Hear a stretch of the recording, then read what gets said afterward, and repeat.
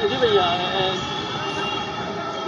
लगेगा लोगों पे अवैध निर्माण हो रहे हैं, क्या कहना चाहेंगे? Smart city Ajmer, smart city पर अरबों खरबों रुपया खर्च हो गया, परंतु आप देख लीजिए नगर निगम के जितने भी अधिकारी हैं और सबको पता है कि कहां कहां पर अजमेर शहर में खुलेआम अस्थाई और अस्थाई अतिक्रमण हो रहे हैं। छोटी छोटी गलियों के अंदर आप देख लीजिए भाई साहब कि जहां पर आप साइकिल मतलब अगर आप मोटरसाइकिल पर आ रहे हैं तो मुझे रुकना पड़ेगा कि भैया तू पहले आ फिर मैं निकलूंगा। उन गलियों के अंदर भी 4 से 5 मंजिल की अवैध होटलें बन गई हैं, समारोह स्थल अजमेर में अवैध बन गए हैं, बड़े बड़े व्यावसायिक कॉम्प्लेक्स बन गए हैं। मैं आपके चैनल के माध्यम से ये निवेदन करना चाहता हूं कि नगर निगम की फायर ब्रिगेड जो फायर एनओसी है वो किसी के पास भी नहीं है। अजमेर शहर के अंदर कम से कम 80% ऐसे होटल और बड़े बड़े समारोह स्थल और जो ये कोचिंग सेंटर हैं, चाहे वो शोरूम हो, वो अवैध रूप से बने हुए हैं। निगम के अधिकारियों को सब पता है, क्योंकि मगर उनके पास अपना लिफाफा पहुंच जाता है, उनके पास अपनी व्यवस्था पहुंच जाती है, वो लोग आते हैं सिर्फ अपनी खाना पूर्ति कर जाते हैं। अब आप देख लीजिए, आप किसी भी गली में चले जाइए जो कंजेस्टेड इलाका है, वहाँ कहीं भगवान ना करे कोई हादसा हो जाए तो आप एम्बुलेंस वहाँ किसी भी हाल में नहीं पहुँच सकती, फायर ब्रिगेड वहाँ किसी हाल में नहीं पहुँच सकती। अगर कोई घटना हो, पहले ऊंदड़ी मोहल्ला में हुई थी, दरगाह बाजार में हुई थी, आपने देखा वहाँ फायर ब्रिगेड नहीं पहुँच पाई।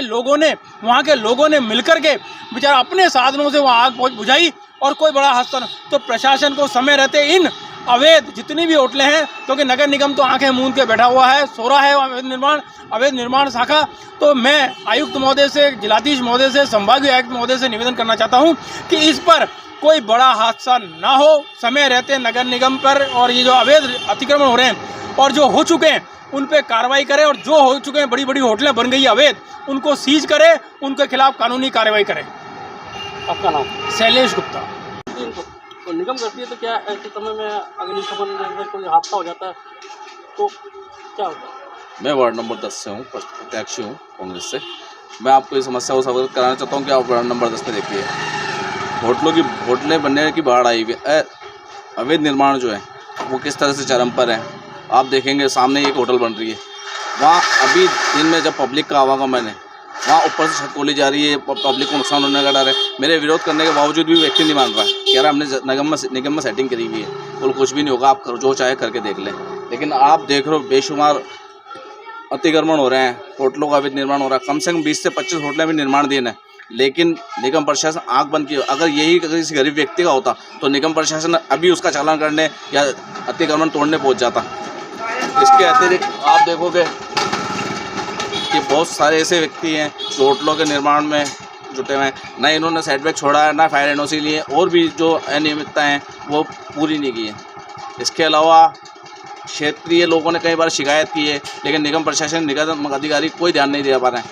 आवागमन इतना है, ये पब्लिक का आवागमन का क्षेत्र इतना ज़बरदस्त है कि दरगाह क्षेत्र यहाँ से लगता हुआ है, और पब्लिक इंटरनेशनल मार्केट जैसे कहा जाता है। पब्लिक ज़ायरीन यहाँ बहुत तादाद में आते हैं, कभी भी कोई हादसा घटित हो सकता है। प्रशासन इस ओर ध्यान दें, प्रशासन से अपील है कि वो इस ओर ध्यान दें, क्योंकि अभी सीज़न है पब्लिक के आने का, ज़ायरीनों का आने का, छुट्टी का माहौल है, तो पब्लिक आएगी। अगर कोई हादसा घटित हो जाता है तो निगम प्रशासन इसका जिम्मेदार होगा। आपका नाम? राजेश गोड़ीवाल, कांग्रेस।